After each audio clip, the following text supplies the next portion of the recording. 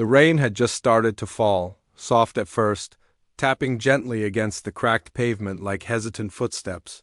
People hurried past, umbrellas opening, faces hidden, everyone focused on getting somewhere else. No one noticed the girl sitting near the bus stop except for a few quick glances that slid away just as fast. She couldn't have been more than 16. Her clothes were clean but worn thin, shoes slightly too big, hair tied back with a faded ribbon she had found weeks ago. Her name was Anya, though very few people ever asked. She wasn't begging, she never did. She simply sat there after finishing a long day of small jobs, watching the world move in directions she felt she was never allowed to follow. That evening, as she stood up to leave, her foot brushed against something lying near the bench. A wallet, dark leather, heavy, the kind people panic over when they lose. For a moment she froze. Her first instinct wasn't excitement. It was fear. Fear of being accused, of being blamed, of being dragged into trouble she couldn't escape from. She looked around. No one seemed to notice. The rain grew heavier and the wallet lay there, soaking slowly. She picked it up carefully. As if it might burn her fingers, she had every reason to walk away. Hunger sat permanently in her stomach. A wallet like this could change her life even for a short while. But Anya had learned early that some things, once taken, never stop taking from you in return. She slipped the wallet into her bag, not to keep it, but to protect it from the rain. That night, under the dim light of the shelter where she stayed, she opened it. Inside were credit cards, cash, identification documents, and something unexpected. A small, old photograph tucked into a side pocket. It showed a baby, wrapped in a soft blanket, eyes wide, mouth curved in a half-smile. Something about it made her chest tighten. She couldn't explain why. She closed the wallet quickly. She didn't count the money. She didn't linger. All she could think was that somewhere, someone was searching frantically, maybe retracing steps, maybe blaming themselves. She decided she would return it first thing in the morning. The address on the ID led to a part of the city she had only seen from buses that never stopped for her. Tall buildings, security gates, clean sidewalks, the kind of place where guards look at you twice before letting you speak. She almost turned back twice, but something pulled her forward. Stronger than fear, when she reached the building, the guard stopped her immediately. His eyes moved from her shoes to her face, then back again. She explained softly that she had found a wallet and wanted to return it. Skepticism hardened his expression, but protocol forced him to call upstairs. Minutes passed like hours. Then the guard's posture changed. He straightened. His voice softened. He gestured for her to follow. Inside, everything smelled of polish and quiet. She was led to a sitting room where a man stood near the window, phone still in his hand. He turned. Slowly, his face was lined with exhaustion, eyes red, as if he hadn't slept. When he saw the wallet in her hands, relief washed over him so fast it almost looked like pain. "You found it?" he asked, his voice breaking despite himself. Anya nodded and held it out with both hands. "I found it near the bus stop." It was raining. He took it carefully, opening it as if afraid it might disappear again. Everything was there. The cards, the cash. Then his fingers paused. He pulled out the photograph.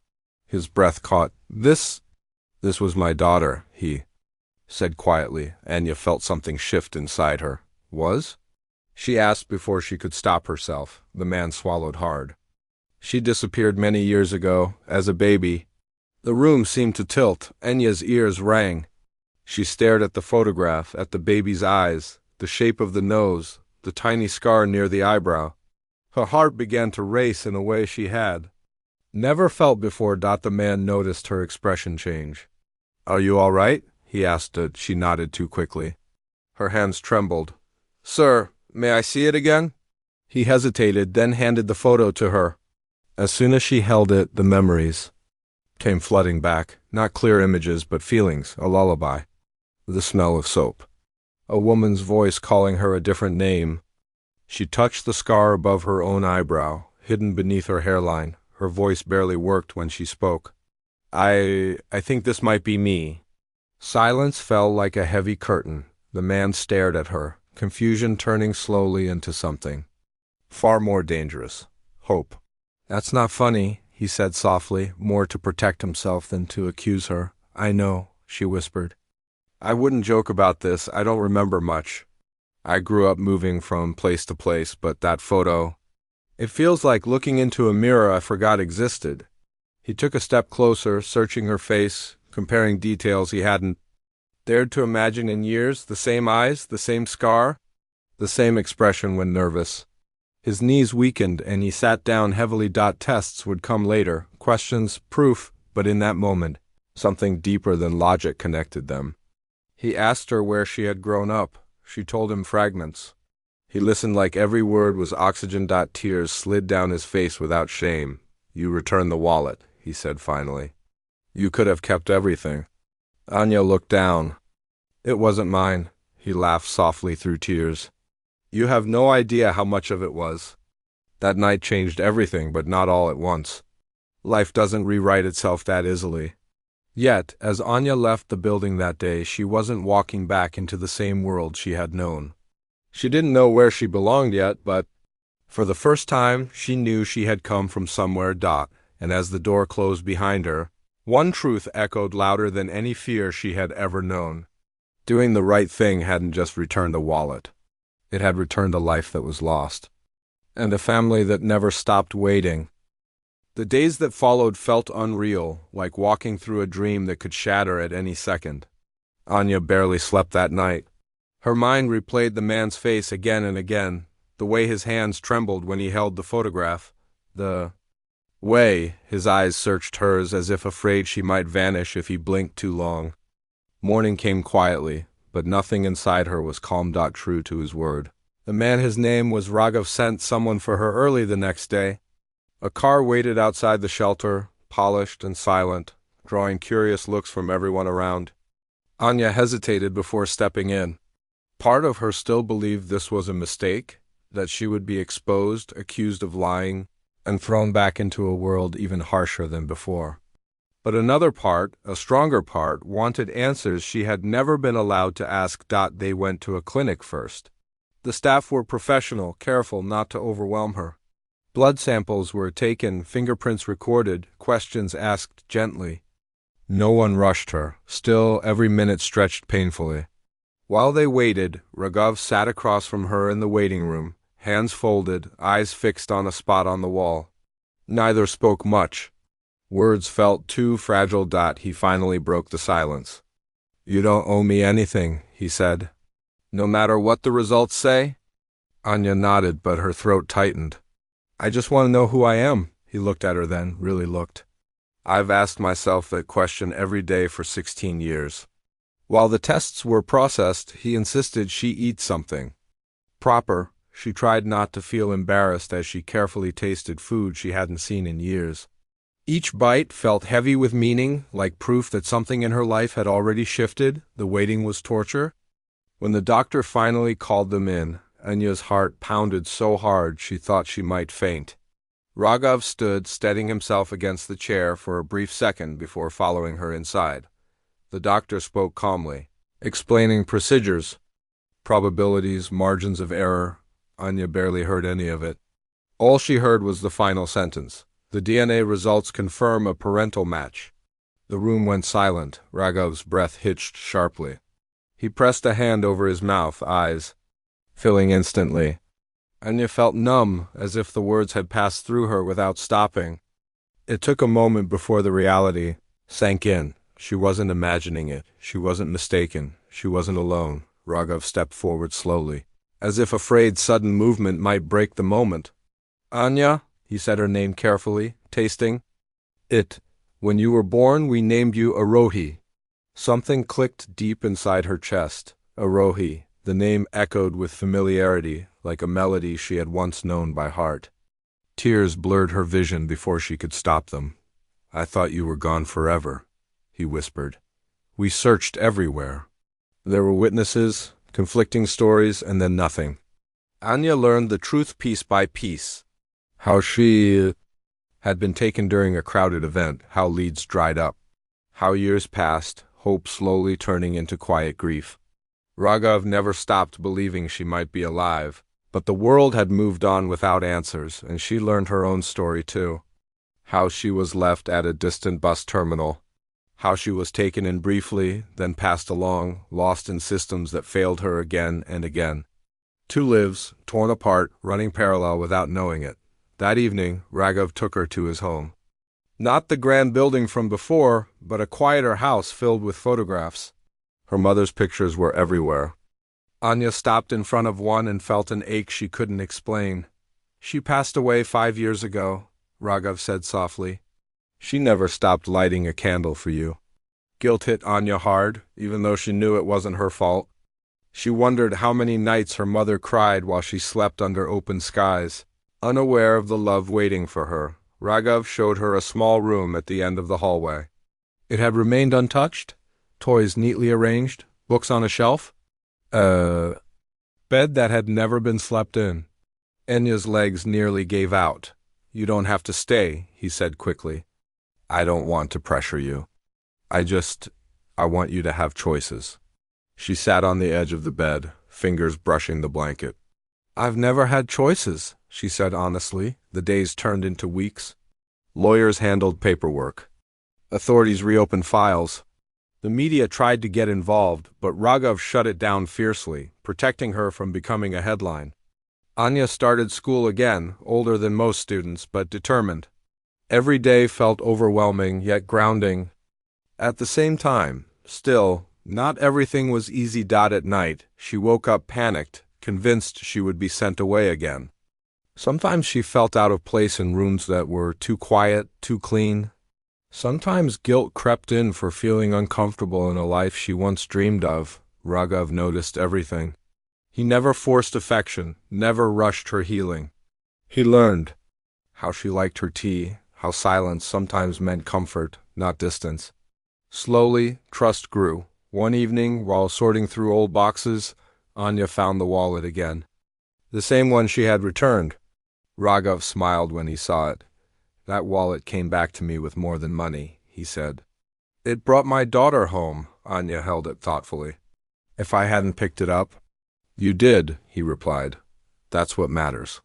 She realized then how close her life had come to remaining a mystery forever.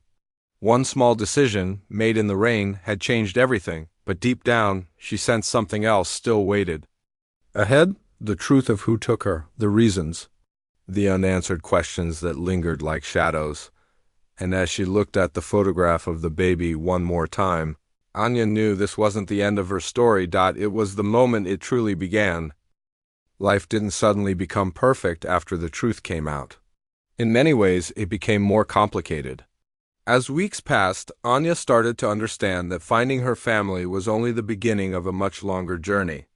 The joy of belonging, mixed with the pain of everything that had been lost, and some days the weight of it all felt heavier than the years she had spent surviving alone. The investigation reopened. Quietly, Raghav didn't tell her everything at first, but she noticed. The tension in his voice during late-night phone calls, the way his jaw tightened when certain names were mentioned. Eventually he sat her down one evening, choosing his words carefully. "They think they've found the people responsible," he said. "The ones who took you." Her chest tightened. For so long, that part of her past had been a blur, locked away behind survival instincts. Now it was being dragged into the light. "They were part of a trafficking ring," Raghav continued, his voice steady but strained. "They targeted crowded events. Children were taken and sold or abandoned when they couldn't be moved." Anya felt sick. The idea that her life had been reduced to a transaction made her hands shake. Yet, strangely, she also felt relief. The darkness finally had a shape. It wasn't some invisible curse. It was real, and it could be confronted. When the arrests were made, Raghav asked if she wanted to be present in court. He made it clear the choice was hers. For days, she went back and forth, torn between fear and a need for closure. In the end, she decided to go. The courtroom was cold and intimidating. The people who had stolen her childhood looked smaller than she imagined, almost ordinary. That disturbed her more than anything. Monsters, she realized, didn't always look monstrous. When it was her turn to speak, her voice trembled at first. But as she described the years of uncertainty, hunger, and loneliness, something inside her steadied. She wasn't just a victim telling a sad story. She was a survivor reclaiming her voice. "I don't remember your faces from that day," she sighed, looking straight ahead. "But I remember what it feels like to grow up not knowing who you belong to. That's something no child should carry?" The courtroom was silent. Afterward, outside under the open sky, she felt lighter than she had in years. Raghav stood beside her, pride and sorrow mingled in his eyes. "You were brave," he said simply. "I was honest," she replied. For the first time. As months passed, Anya slowly built a life that felt real. School became easier. She made friends who knew her not as a lost child, but as a person with dreams and opinions. She discovered she loved drawing, especially faces, as if capturing people on paper helped her understand them better. One afternoon, while cleaning out an old storage room, she found a small box labeled with her birth name, Arohi. Inside were letters her mother had written over the years, addressed to a daughter she wasn't sure would ever read them. Each letter spoke of love, regret, hope, and unwavering belief. Anya cried as she read them, mourning a woman she barely remembered, yet felt deeply connected to. That night, she lit a candle in front of her mother's photograph, whispering a promise to live fully, not just for herself, but for the love that had waited so long. Raghav changed too. The man who once moved through life with quiet grief now laughed more, smiled without effort. Yet he struggled with guilt, often apologizing for not finding her sooner. Anya stopped him one evening, placing her hand over his.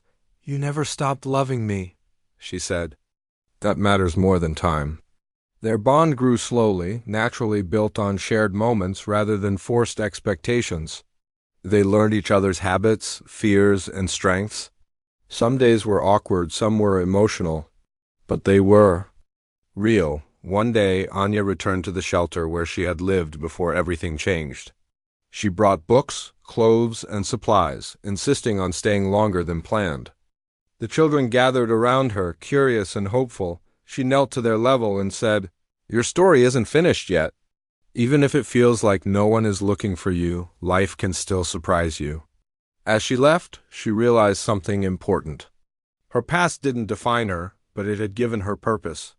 She wanted to help children who were still lost, still waiting for answers. Years later, on a quiet afternoon, Anya walked through a park with Raghav. Children laughed nearby. Dogs ran freely.